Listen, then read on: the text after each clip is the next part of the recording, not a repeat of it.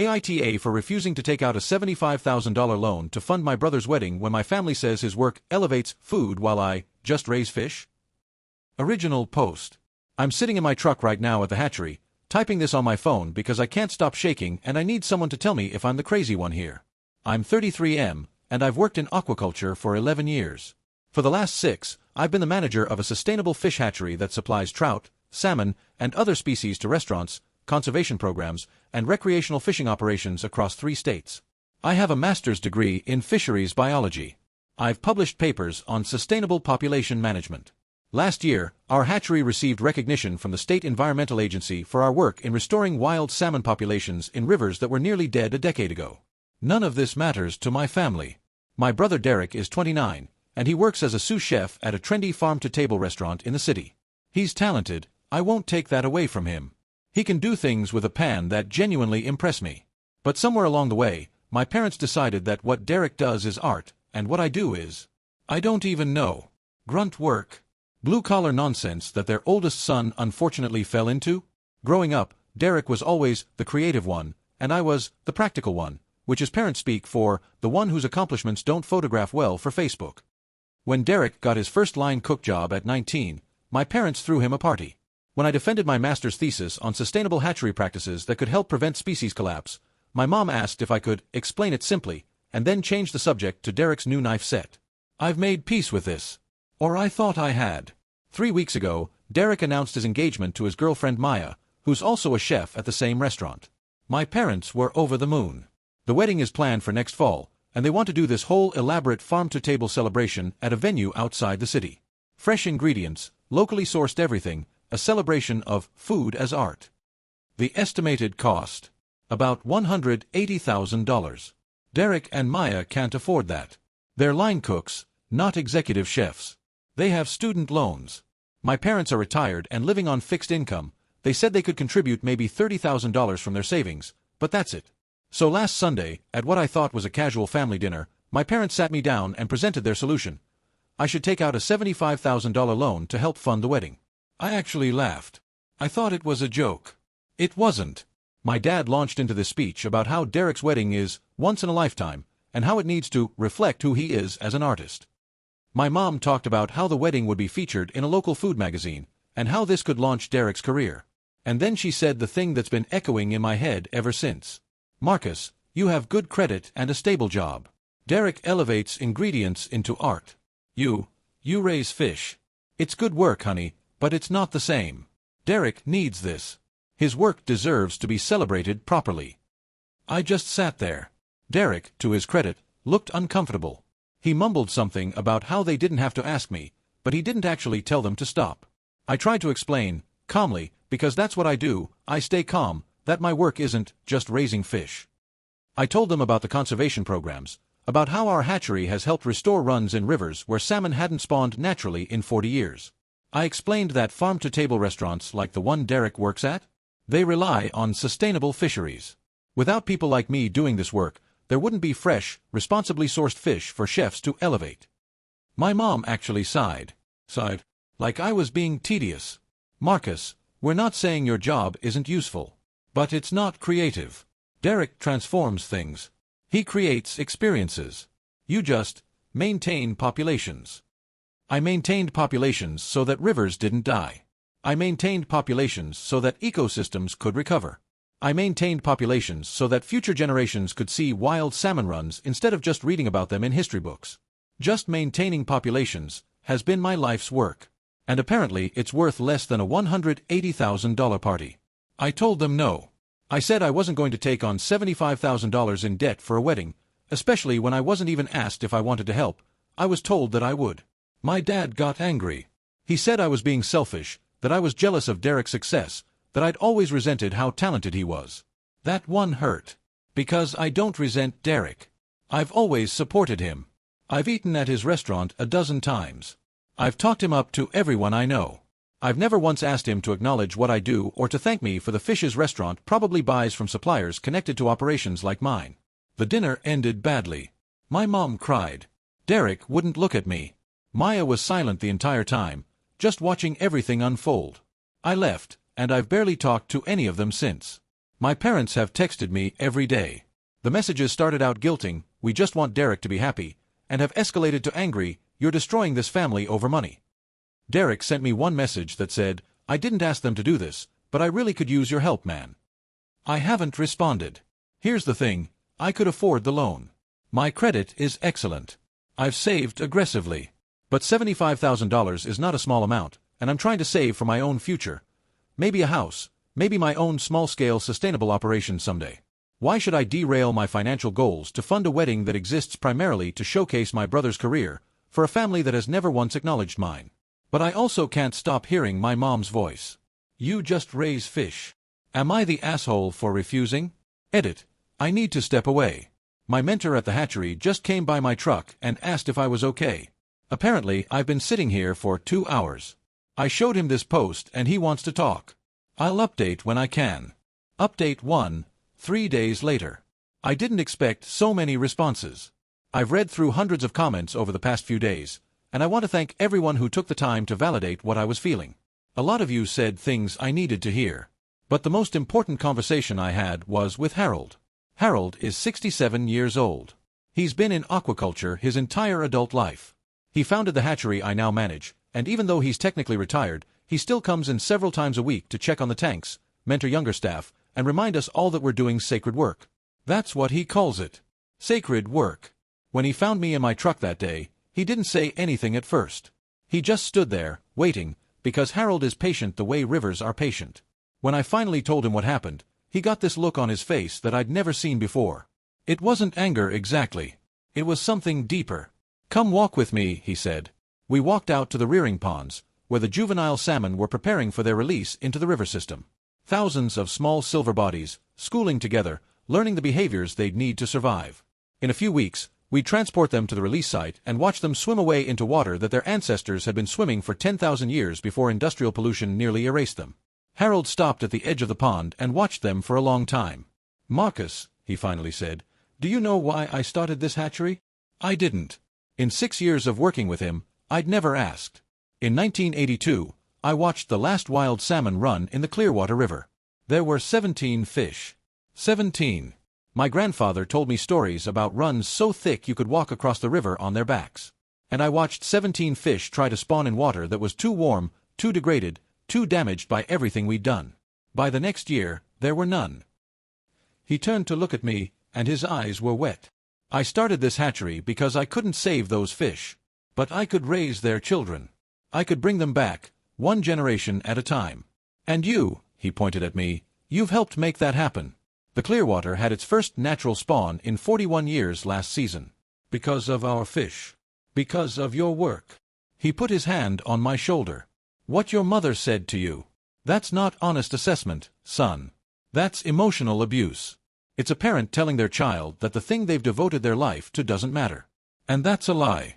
It's a lie designed to make you small so they don't have to acknowledge their own failures. I started crying. I'm not ashamed to admit that. Standing at the edge of that pond, watching those fish swim in circles, I cried for the first time in years. Your work matters, Harold said. It matters more than any single meal, any single restaurant, any single wedding. You're not raising fish. You're healing the world, one generation at a time. Anyone who can't see that isn't worth your grief. We stood there for another hour. Harold told me more stories about the early days, about fighting for permits, about skeptics who said restoration was impossible, about the first time he saw a wild fish return to a river his hatchery had helped restore. He told me about his own family, how his wife had supported him even when no one else did, and how he'd had to cut off contact with a brother who'd belittled him his entire life. Boundaries aren't cruelty, he said. They're survival. You can love someone and still refuse to let them diminish you. Before I left that day, Harold gave me a framed photo from his office, a picture of the first salmon run in the restored Clearwater River, taken last year. Dozens of fish, fighting their way upstream to spawn. Put that somewhere you'll see it every day, he said. And when your family tells you that you just raise fish, remember what you're really doing. The photo is hanging in my apartment now, right next to my degrees. I still haven't responded to my family's messages, but something has shifted in me. I'm not angry anymore. I'm clear. I know what my work is worth. And I know what I'm going to do. Update 2, 2 weeks later. I met with my parents and Derek last weekend. Maya was there too. I asked for the meeting because I wanted to handle this properly. Not through texts, not through avoidance, but face to face. I won't pretend I wasn't nervous. I spent 3 days preparing what I wanted to say. I even wrote it down so I wouldn't lose my nerve. We met at my parents' house. My mom offered me coffee. My dad sat with his arms crossed, already defensive. Derek looked exhausted, like he hadn't been sleeping. Maya sat next to him, watching me with an expression I couldn't read. I started by thanking them for coming. I've done a lot of thinking since our last conversation, I said. And I need to tell you some things that I've been holding in for a very long time. My dad started to interrupt, but I held up my hand. Please. I need to say this.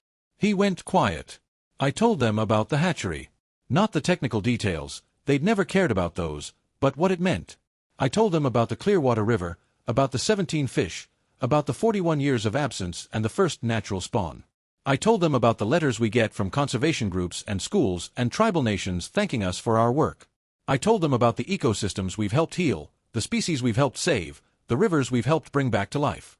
You've called me the fish guy for as long as I can remember, I said. Like it's a joke. Like what I do is lesser. But do you know what happens when hatcheries like mine disappear? When people decide that raising fish isn't important enough to fund or support. I pulled out my phone and showed them pictures, before and after shots of rivers, population graphs, an article about a fishery collapse in another state that had devastated the local seafood industry. Farm to table isn't just about the farm, I said. It's about every link in the chain. Derek's restaurant, the trout on his menu. There's a good chance those fish came from an operation like mine, or were made possible by conservation work like mine. You can't celebrate chefs who elevate ingredients while dismissing the people who make sure those ingredients exist. My mom looked uncomfortable. My dad's arms were still crossed, but something in his expression had shifted. I'm not going to take out a $75,000 loan for Derek's wedding, I said. Not because I don't love Derek, and not because I'm jealous of his career. But because asking me to fund a celebration of his work while treating my work as worthless is not something I can support. It's not okay. It has never been okay. I took a breath. I've spent my whole life trying to earn recognition from this family. I'm done. My work speaks for itself, even if you never listen. And I'm setting a boundary now. I will not be diminished anymore. I will not be just the fish guy. I am a scientist, a conservationist, and someone who's devoted his life to work that matters. You can accept that, or we can be done here. But I won't apologize for refusing to fund someone else's celebration while being told my own contributions are beneath notice. The silence after I finished was heavy. Derek was the first one to speak. Marcus, But it was Maya who cut him off. Wait, she said. She was looking at me differently now, with something like recognition. You work in sustainable hatchery management? Like actual restoration ecology? I nodded. She turned to Derek. Do you know how hard it is to source sustainable seafood? Do you have any idea how many farm-to-table restaurants are just greenwashing because there's no infrastructure for actual sustainable aquaculture? Derek looked confused. I mean, we get fish from distributors, Maya said. Who get it from who knows where. But if there were actual partnerships with operations like his, she pointed at me, that would be revolutionary. That's what the whole movement is supposed to be about. Local, sustainable, traceable from source to plate. She turned back to me. I had no idea. Derek talks about you sometimes, but I thought... he always said you were just... the fish guy, I finished. Maya's face flushed with what looked like shame. I'm sorry. I should have asked. I should have known better. My mom started to say something defensive about how they'd always supported both their sons, but Maya wasn't having it. No, she said firmly. No, this is actually important. Mrs. Chen, do you understand that without sustainable fisheries, the entire culinary movement Derek and I are part of collapses? You can't elevate ingredients that don't exist. You can't source locally when there's nothing left to source. What Marcus does isn't supporting work, it's foundational work. It's the whole foundation. I've never seen my mother speechless before. Maya turned to Derek. We need to talk. Really talk. About how we've been treating your brother and about how we think about food and our work and a lot of things. Derek nodded slowly. He looked like someone who was just beginning to understand something he'd never questioned before. I'm not asking for the loan, he said to me. I'm not. I never wanted to ask you like that. Mom and Dad suggested it, And I just went along with it. I'm sorry. It wasn't enough. Not yet. But it was a start. We talked for another hour. No decisions were made, but something had cracked open. Maya asked me genuine questions about the hatchery, how it operated, what species we worked with, how the restoration programs functioned. She took notes on her phone. My parents mostly listened, looking uncomfortable. When I left, Maya followed me out to my truck. I meant what I said in there, she told me.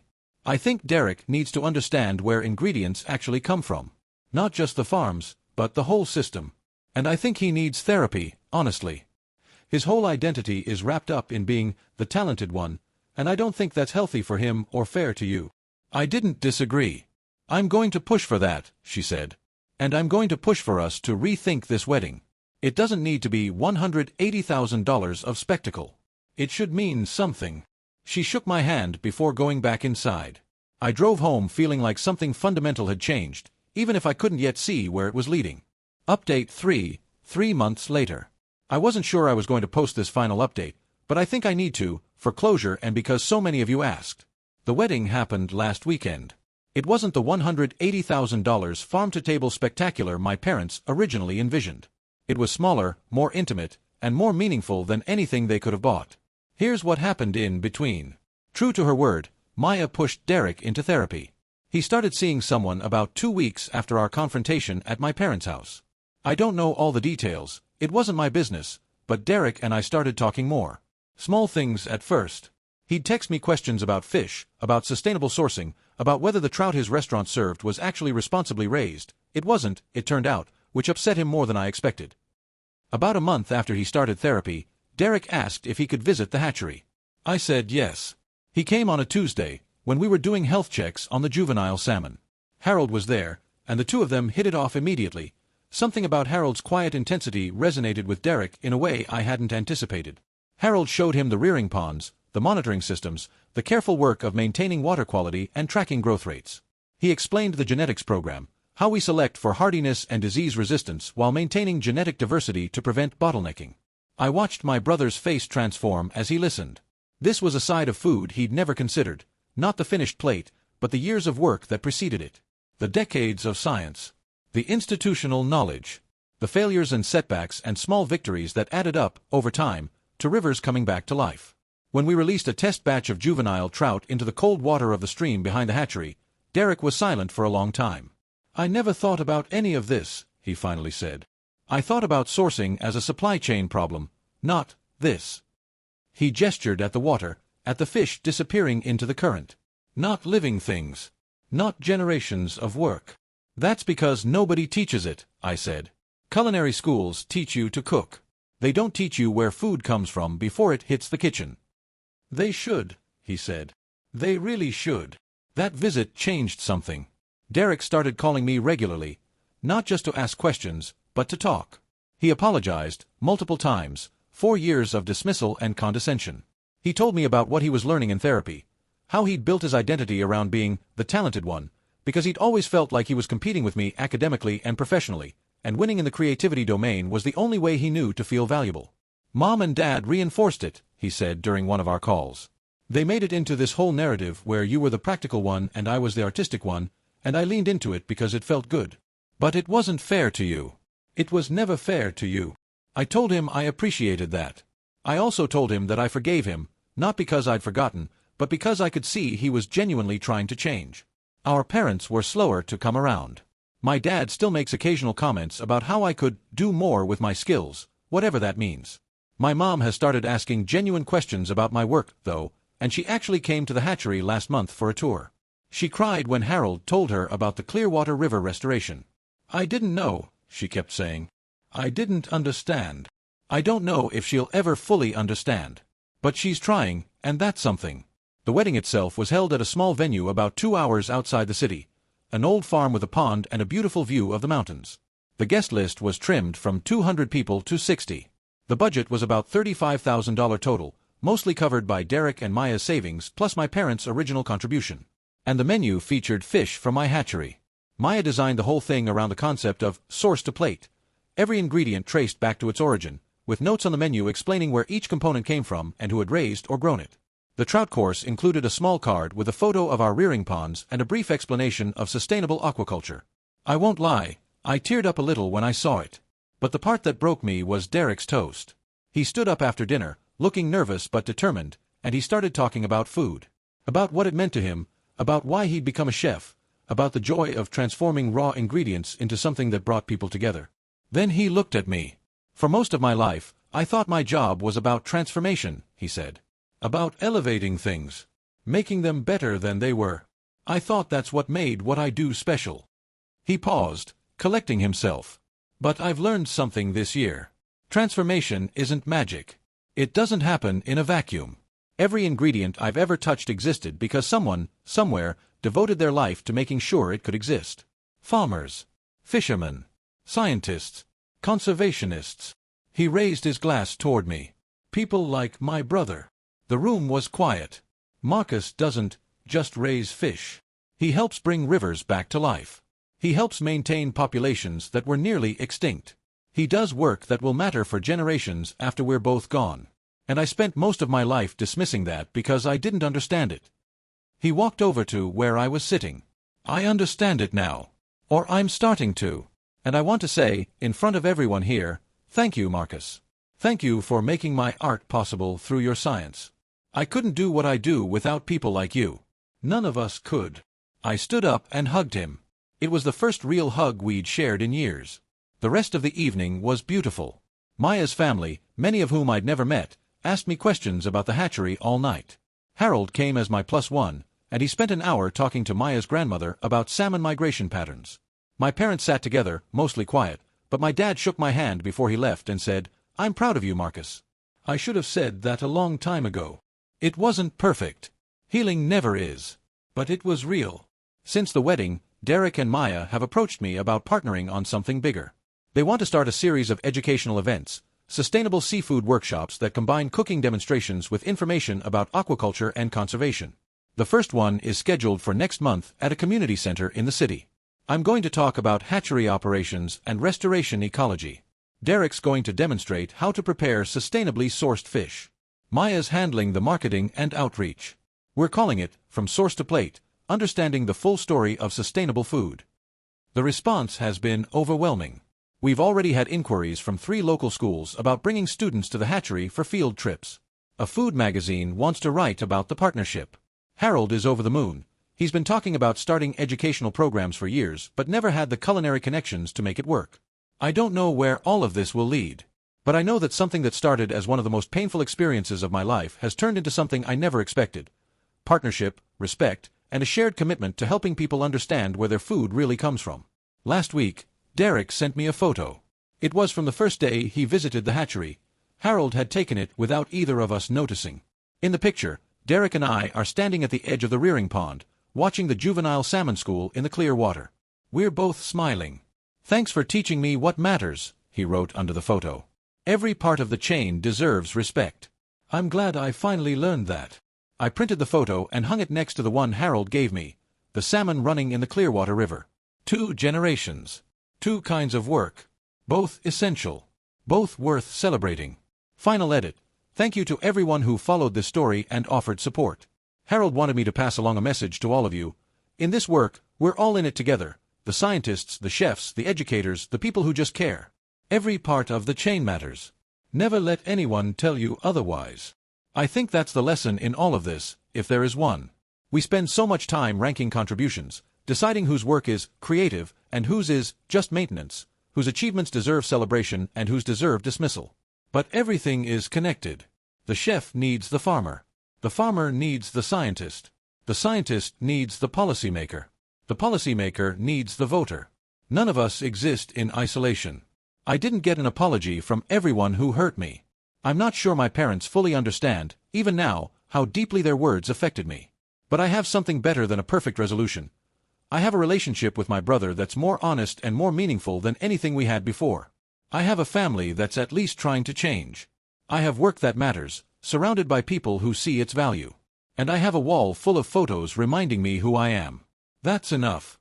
TLDR, refused to take out a $75,000 loan to fund my brother's wedding after my parents said his chef work elevates ingredients, while I just raise fish.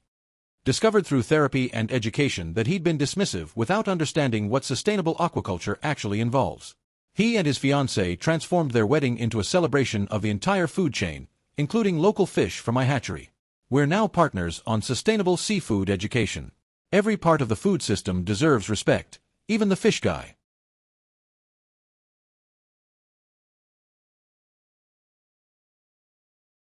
My stepsister told her boyfriend she owns my house, then he showed up drunk demanding keys.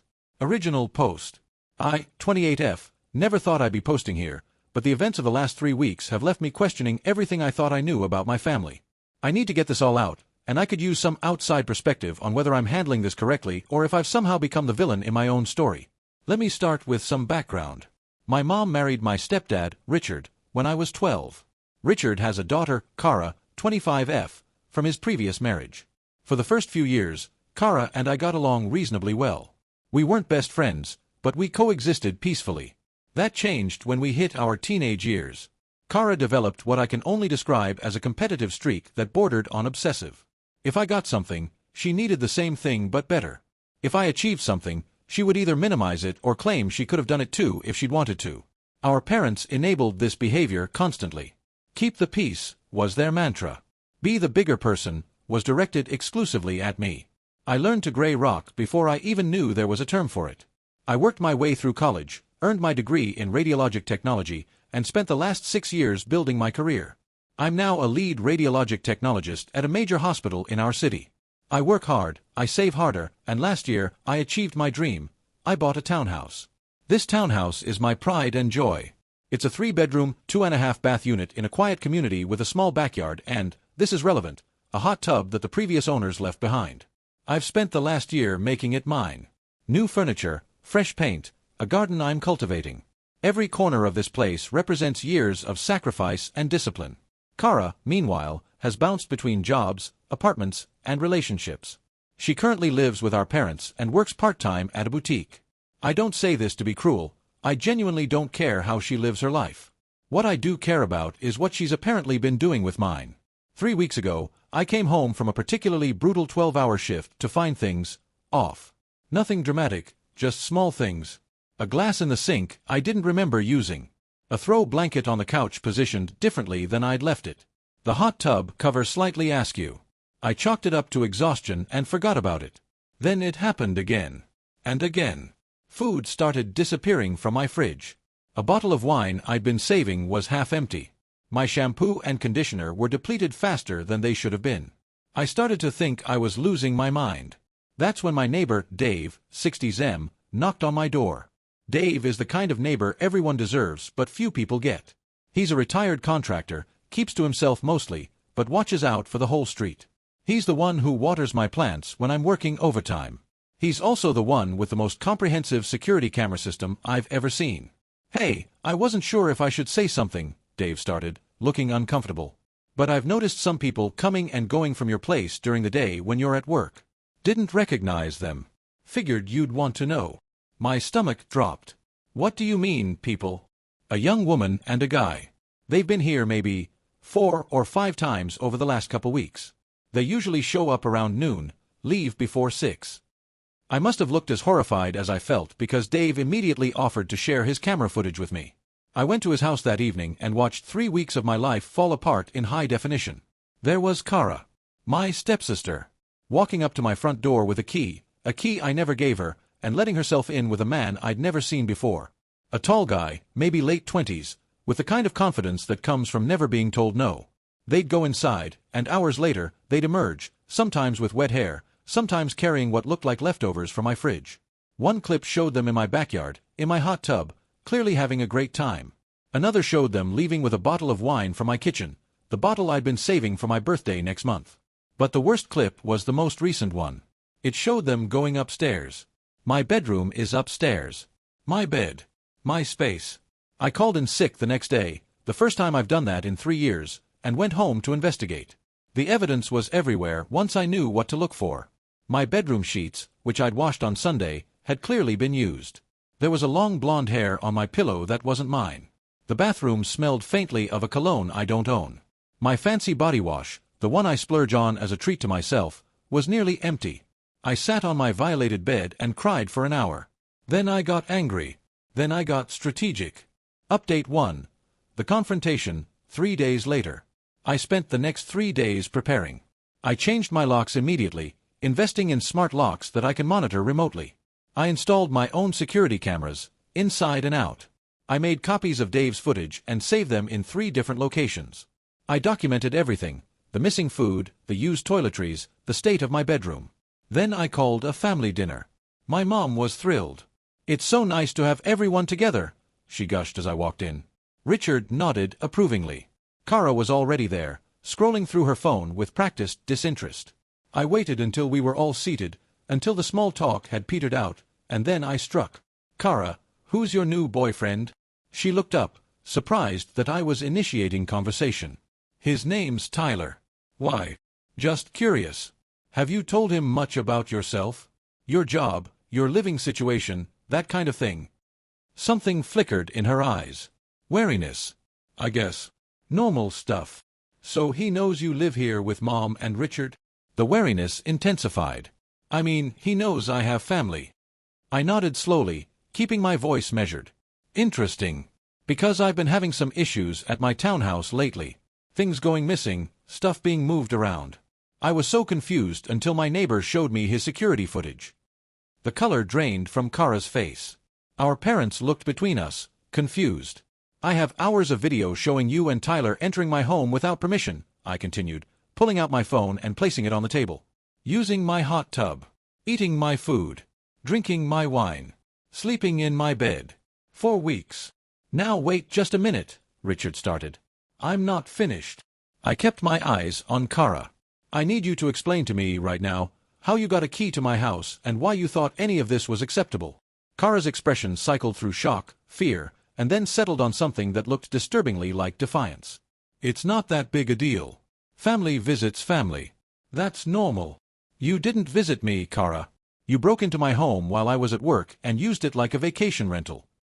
"I didn't break in. I had a key made from Mom's copy months ago, back when you first moved in. I figured it was fine. We're family." I turned to my mother. "You gave her access to my key?" Mom's face was red. "She asked to borrow it to drop off a housewarming gift." "I didn't think." "No, you didn't." I turned back to Kara. "Here's what's going to happen. You're going to tell Tyler the truth, that this is my house, not yours, and that you've been lying to him. Then you're going to pay me back for everything you've stolen and used. I have an itemized list." Kara laughed. Actually laughed. "You're being dramatic. It's just some food and whatever. Tyler doesn't need to know anything. What happens between sisters stays between sisters." "We're not sisters, Kara. We're step-siblings who've never been close, and that was before you violated my home and my trust." I stood up. "You have 1 week to come clean to Tyler and pay me back. If you don't, I'm filing a police report for trespassing and theft." As I gathered my things to leave, Richard finally found his voice. "You're really going to do this? Over a few visits? That's your sister." "She's not my sister," I said calmly. "And she didn't visit. She committed multiple felonies. The only reason I'm giving her a chance to make this right is because I'm trying to minimize the damage to this family. But make no mistake, if she doesn't fix this, I will." I left to the sound of my mother crying and Kara insisting that I was totally overreacting. Update 2. Tyler gets involved, 5 days later. I didn't hear from Kara for the rest of the week. I wasn't surprised. She's never been one to take responsibility for anything. I was preparing to file my police report when I received an unexpected visitor. I was home on a rare day off, catching up on laundry and trying not to think about how I'd have to eventually face my parents again, when my doorbell rang. The new security camera showed a man I recognized from Dave's footage. "Tyler." I didn't open the door. Instead, I spoke through the intercom. "Can I help you?" "Yeah, you can explain why you're trying to cause problems between me and my girlfriend." His voice was aggressive from the start. "Kara told me you've been spreading lies, saying she doesn't really live here. I don't know what your damage is, but you need to back off." I felt a chill run down my spine. He still didn't know. Or Kara had spun some story that made me the villain. "I'm not spreading lies," I said carefully. "I'm the owner of this townhouse. Kara is my stepsister. She lives with her parents across town. She's never lived here." "Bullshit. She showed me around this place herself.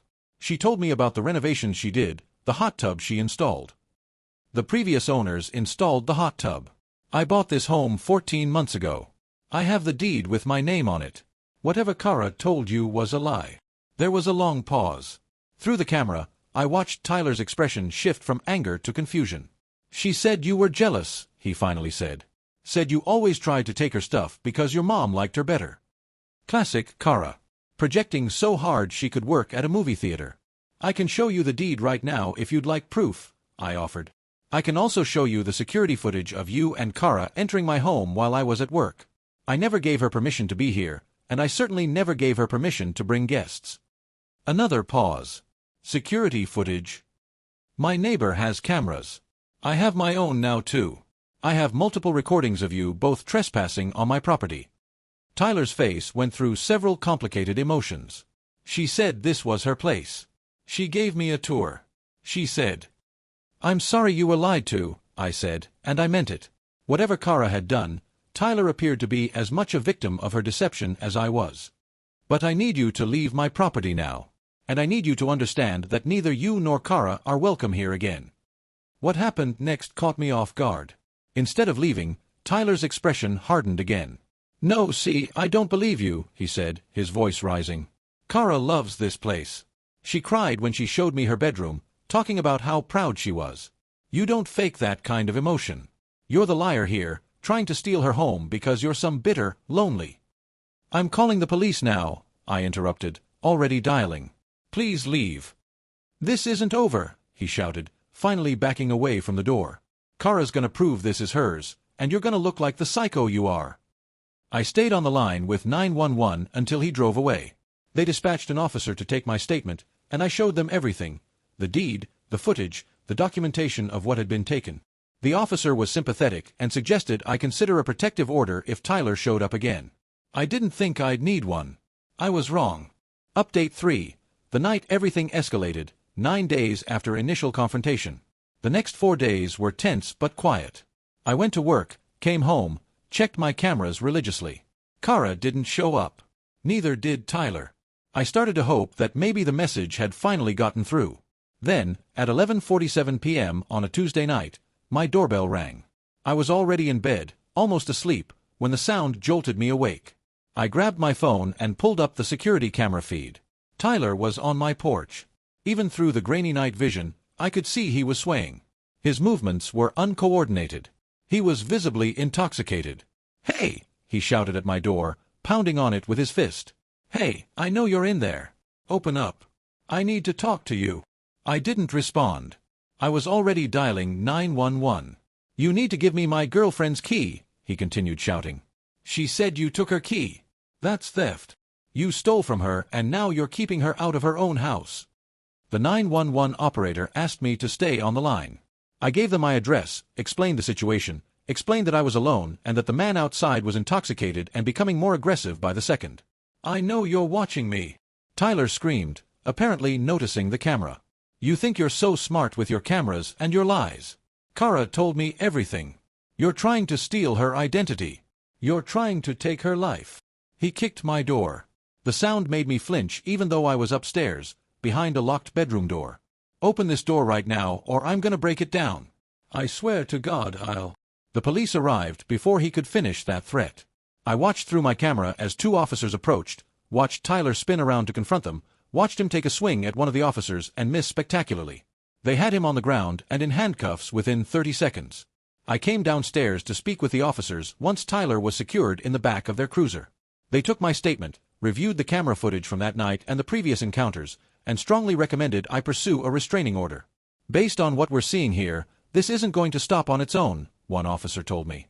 "He's convinced himself that his girlfriend's story is true. Until he accepts reality, and sometimes that never happens, he's a threat."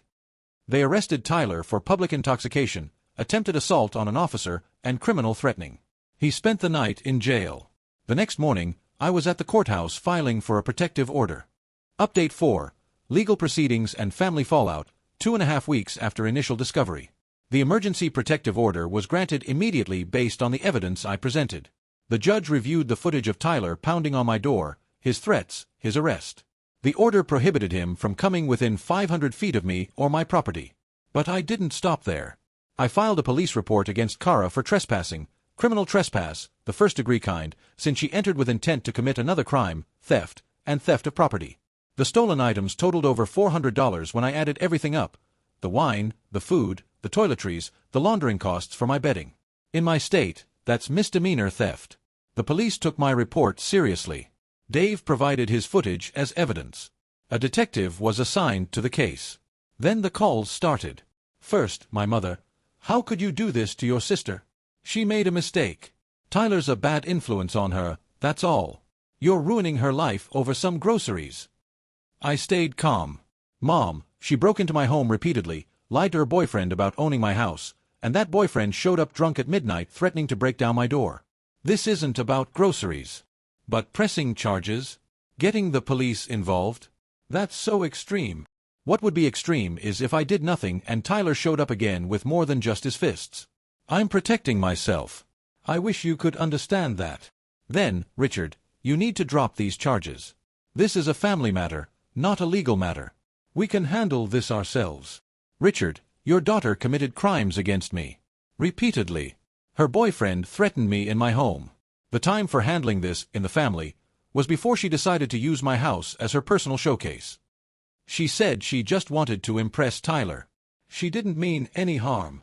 Intent doesn't change impact. She violated my home, my trust, and my sense of safety. Actions have consequences. It's time she learned that." Richard hung up on me. I haven't heard from him since. The most surprising call came from an unknown number. It was Tyler's mother. "I wanted to apologize," she said, her voice tired and embarrassed. "I raised that boy to be better than this. When I heard what happened, what really happened, I was mortified. He's had problems with alcohol, problems with anger, and I think Kara knew exactly what she was doing when she spun that story for him. She used his issues against all of you." I didn't know what to say. "I hadn't expected this. I just wanted you to know that I'm not defending him," Tyler's mother continued. "He's my son and I love him, but he was wrong. And Kara, what she did to him, convincing him of a fantasy like that, it's cruel. To both of you." I thanked her for calling. She gave me her contact information in case I needed a witness statement for the restraining order hearing. The hearing was held 3 days ago.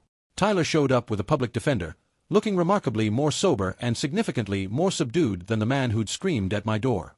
Kara wasn't there. I learned later she'd been advised by her own newly acquired lawyer to stay away. The judge granted a full restraining order for 1 year. Tyler is prohibited from contacting me by any means, from coming within 500 feet of my home or workplace, and from possessing any weapons during the duration of the order. If he violates it, he faces immediate arrest and additional charges. Before he left, Tyler caught my eye across the courtroom. He didn't look angry anymore. He looked broken. I almost felt sorry for him. Almost. Update 5. Resolution and Aftermath, present day. It's been 4 days since the restraining order was finalized. Here's where everything stands. Kara has been formally charged with criminal trespass and theft. Her arraignment is next week. Based on what her lawyer has communicated to the prosecutor, she's likely to plead guilty to reduced charges in exchange for restitution and probation. She'll have a criminal record now. According to my mother, who still calls despite everything, Kara has been devastated and can't understand why I'm doing this to her. I haven't spoken to her directly, and I don't plan to. Any contact now would have to go through lawyers anyway, which is fine by me. Tyler is dealing with his own charges from the night of his arrest: public intoxication, disorderly conduct, and attempted assault on a police officer. From what Tyler's mother has told me, we've spoken twice more since that first call. He's also finally getting help for his alcohol issues. He's in an outpatient program and has apparently ended things with Kara entirely. He told me he doesn't know who she is anymore, his mother said. The person he fell for doesn't exist. It was all built on lies. I find myself hoping he gets better. Not for Kara's sake, but for his own. My parents have stopped calling. My mother sent one final text that read, "I hope you're happy now that you've destroyed this family." I didn't respond. There was nothing to say that would make her understand, and I've stopped trying to force understanding from people who are determined to misunderstand. Richard has been silent. I suspect he's wrestling with the reality that his golden child isn't quite so golden. Or maybe he's just written me off entirely. Either way, I've made my peace with it. As for me, I'm okay. Better than okay, actually. I changed all my locks again, just in case. I keep my security cameras active and check them regularly, but less obsessively than before. I've started sleeping through the night again, which took longer than I expected. I've been talking to a therapist about everything: the violation, the family betrayal, the fear I felt that night Tyler showed up. She's been helping me process it all. I also did something for myself last weekend. I bought a new bottle of wine, the same vintage Cara stole, and I opened it on my back porch while watching the sunset. I sat in my hot tub, in my house, reclaiming my space one evening at a time. A few days ago, Dave came over with a casserole. "Thought you could use some home cooking," he said, looking slightly embarrassed. "My wife made it. She's been worried about you." I invited him in for coffee and we talked for over an hour. He told me stories about the neighborhood, about the families who had lived in my townhouse before me. He made me laugh for the first time in weeks. "You handled all this exactly right," he said before he left. "A lot of people would have exploded, gotten emotional, done something they'd regret. You stayed calm, you documented everything, and you let the system do its job. That takes strength." I didn't feel strong when I was crying on my defiled bed. I didn't feel strong when I was shaking behind my bedroom door while Tyler screamed threats at my front door. But maybe strength isn't about not feeling those things. Maybe it's about what you do despite feeling them. I'm not sure what the future holds with my family. Part of me hopes that time will bring perspective, that my mother will eventually see this situation for what it was. Another part of me, the part that spent years being told to keep the peace and be the bigger person while Cara faced zero consequences, knows that might never happen. And I'm learning to be okay with that. This townhouse is my home. I earned it through years of hard work and discipline. No one has the right to violate that, no matter what blood we might share or what stories they tell themselves to justify their actions. Family isn't just about genetics or legal connections. Family is about respect, trust, and the willingness to treat each other with basic human dignity. By that definition, Cara stopped being my family a long time ago. I just didn't realize it until she made it impossible to ignore. To anyone reading this who's in a similar situation, document everything. Trust your instincts when something feels wrong. Don't let anyone, especially family, guilt you into accepting treatment you wouldn't tolerate from a stranger. And find your own Dave. Everyone needs a neighbor who notices when things aren't right and has the courage to say something. I don't know if I'll update this again. Part of me hopes I won't need to. But I'm grateful for this space to process everything, and for everyone who takes the time to read it. This is my home. And now, finally, it feels like mine again. Edit. Thank you all for the overwhelming support and validation. A few people have asked about specific details, so I'll clarify. Yes, I got the locks changed professionally by a licensed locksmith. Yes, I have documentation that my mother gave Cara access to the spare key. No, Cara never had authorization to enter my home without me present. For those asking about the legal specifics, in my state, criminal trespass in the first degree, entering a dwelling without permission with intent to commit a crime therein, is a Class D felony. The theft charge is a misdemeanor based on the value. The prosecutor offered a plea deal to reduce the trespass charge to a lower degree in exchange for the guilty plea, which is why Cara's lawyer is recommending she take it. And to the person who said I should have just talked to her first before going nuclear, I spent 16 years talking. 16 years being told to compromise, to understand, to be the bigger person. Talking doesn't work with people who don't want to hear you. Sometimes, the only language that gets through is consequences. This was my consequence. And I don't regret it for a second.